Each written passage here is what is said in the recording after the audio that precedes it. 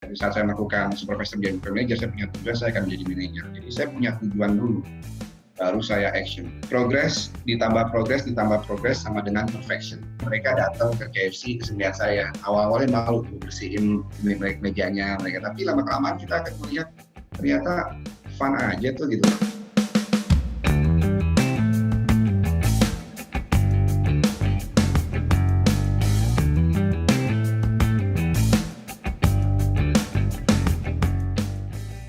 Mana yang lebih penting ya? Punya tujuan atau action? Punya tujuan atau action? Oke, kalau saya yang lebih penting adalah tujuan. Kenapa nih? Karena buat saya memulai sesuatu itu mempunyai, di saat saya memulai awal karir, kenapa saya bisa melakukan sebagai staff dan juga saya melakukan supervisor? Karena saya punya tujuan, one day saya akan jadi supervisor. Dan di saat saya melakukan supervisor menjadi manager, saya punya tujuan, saya akan menjadi manajer. Jadi saya punya tujuan dulu, baru saya action. Karena kalau saya action terlebih dahulu, takutnya saya malah nggak fokus dengan tujuan saya. Oke. Gitu.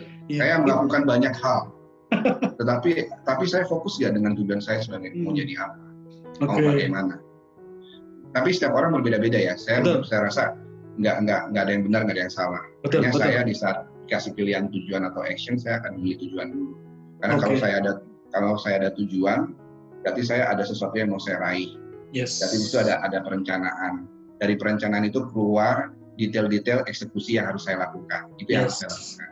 Oke, luar biasa. Jadi tujuan ya. Nah, lagi nih, perfect atau progress?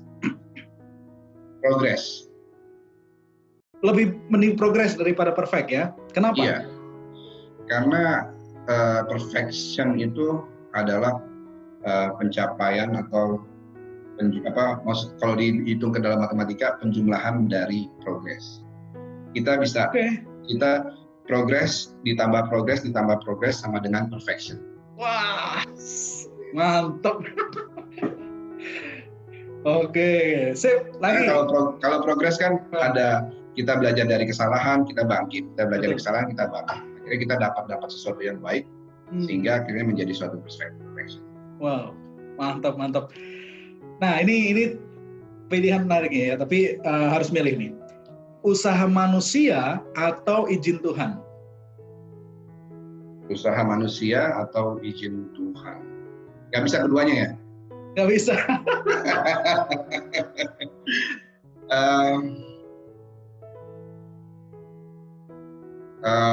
Ini oke.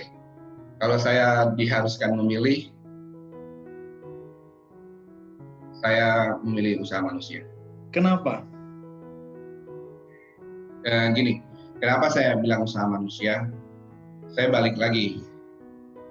Yang namanya manusia berusaha, sudah pasti, kalau menurut agama saya, segala sesuatu yang terjadi itu sudah tertulis. Ya kan? Kejadiannya buat kalian gitu. Nah, tapi balik lagi ke saya. Sama seperti takdir ya. Kamu, itu kan udah takdir suratan saya. Atau sama seperti kayak kejadian sekarang COVID.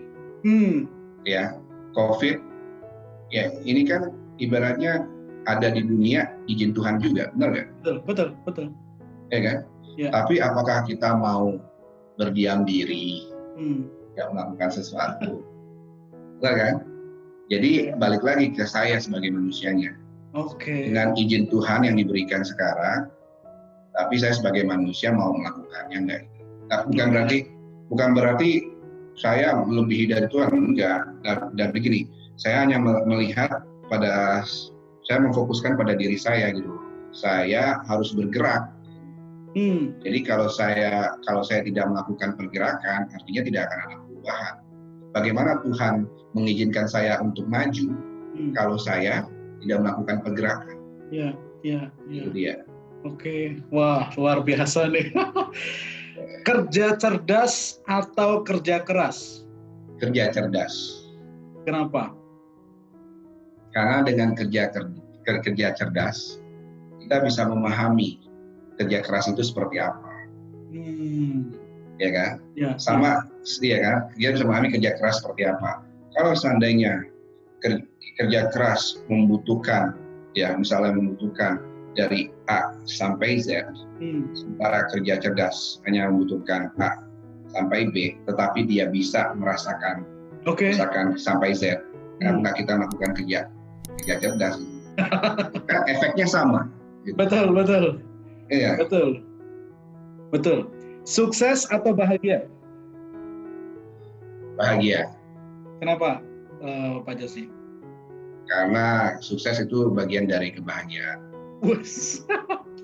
Ya kalau gini. Saya bisa bahagia itu kan kita yang menciptakan. Sukses pun juga kita yang menciptakan. Oke. Tapi di mana-mana orang sukses pasti merasakan bahagia. Ya kan? Yes. Jadi buat saya kalau kita bahagia, jadi saya memilih bahagia gini, karena dengan bahagia membuat saya dengan sukses saya merasa bahagia, dengan belajar pun saya bisa merasakan bahagia. Yes, wah luar biasa ya. Jadi memilih pilihan-pilihan yang sulit. Kalau ada orang bertanya nih, Pak Josi, Pak, saya pengen sukses berkarir.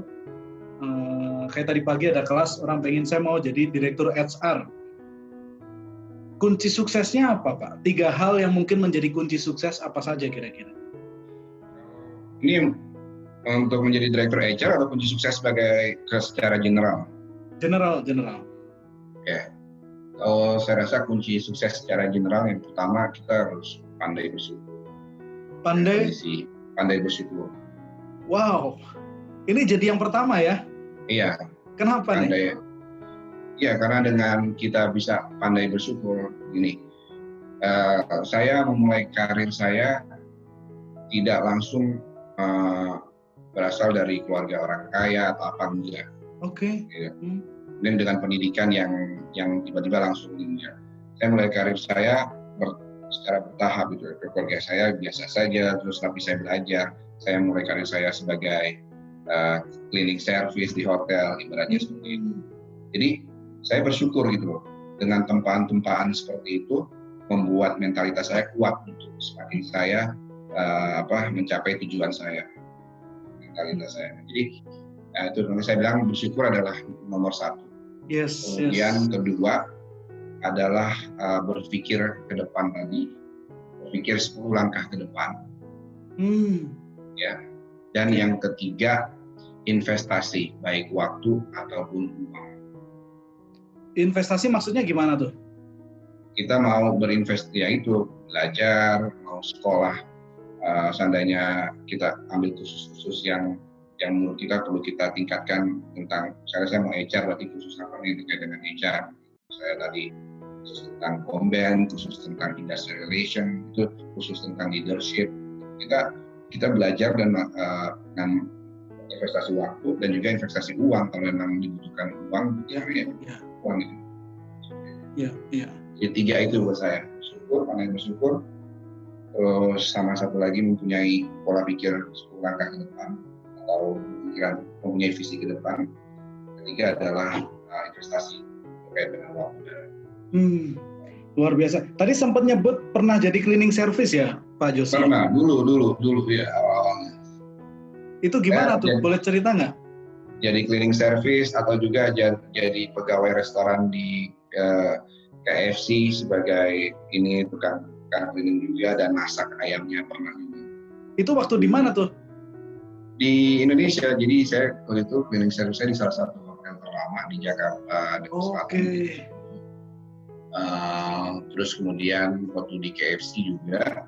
Jadi saya lulus SMA sebelum saya beasiswa dan sebagainya. Itu saya kerja dulu. Jadi orang-orang lain sibuk kuliah, saya belum sibuk kuliah, tapi mau kerja dulu. Oh, jadi habis lulus sekolah kerja dulu ya?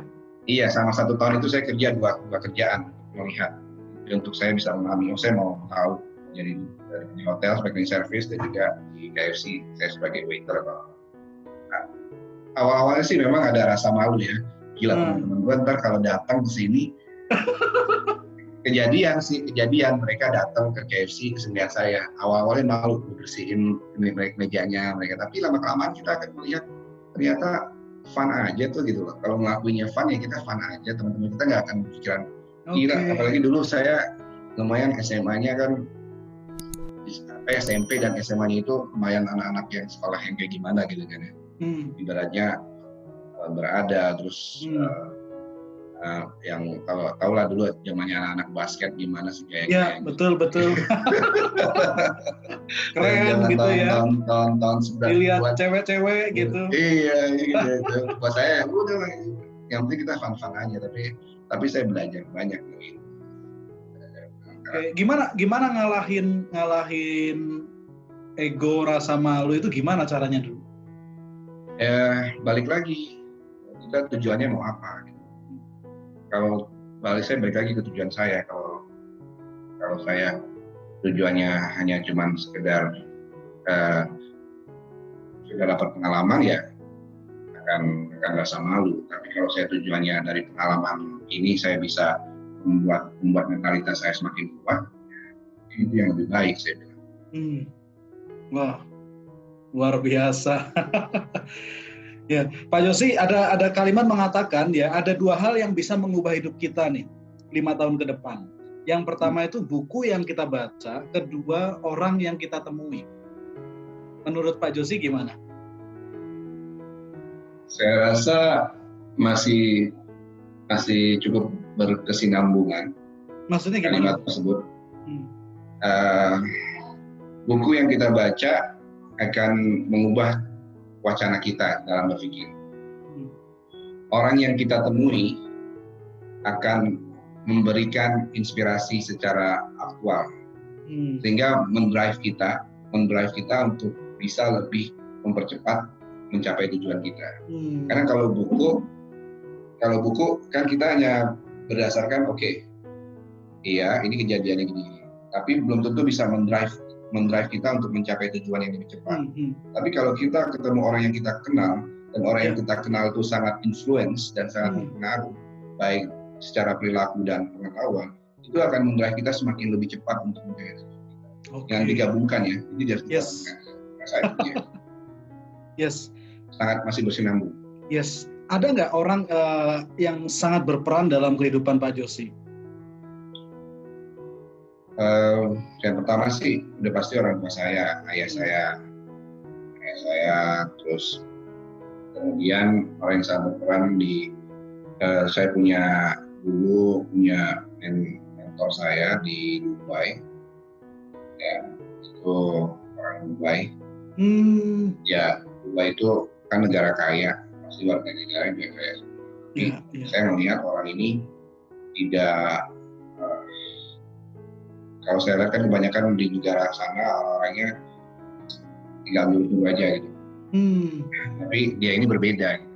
Ini mau melakukan sesuatu dari bawah. Padahal dia orang lokal. Orang lokal itu sangat dipelihara oleh negara.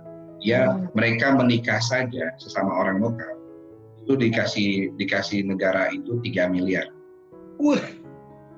Kebayang nggak? Makanya terus mereka dikasih rumah. Pernikahannya 7 malam. Nah, jadi kan nggak mungkin mereka nggak kaya kan. Tapi saya punya orang yang saya kenal ini, dia mau melakukan dari bawah dan ternyata dia sendiri punya perusahaan akhirnya. Jadi dia mau melihat dulu situasi kondisi di bawah seperti apa, bagaimana dia bisa menyelesaikan hubungan dengan manusia terkait dengan ini. Hal-hal seperti itu yang membuat saya terinspirasi. Ternyata ya semangat dan mentalitasnya, cara dia berpikir lagi dan saya bilang lagi. Kalau orang yang dapat fasilitas akan capek-capek berpikir melihat sesuatu dari setiap angle gitu. Betul. Dan saat ini dia punya perusahaan besar di Dubai, perusahaan motor sport, company yang punya label-label brand ternama seperti Jaguar, Rolls-Royce. Dan itu yang membuat Pak Yosi kalau nggak salah paling lama di Dubai ya Pak Yosi? Iya, saya 10 tahun. Tahun di Dubai. Oke. Luar biasa. Pak, boleh nggak Pak kasih saran kalau ada orang yang ingin supaya berhasil baik dalam karir atau dalam kehidupan, saran apa yang kira-kira akan Pak Joshi berikan, Pak?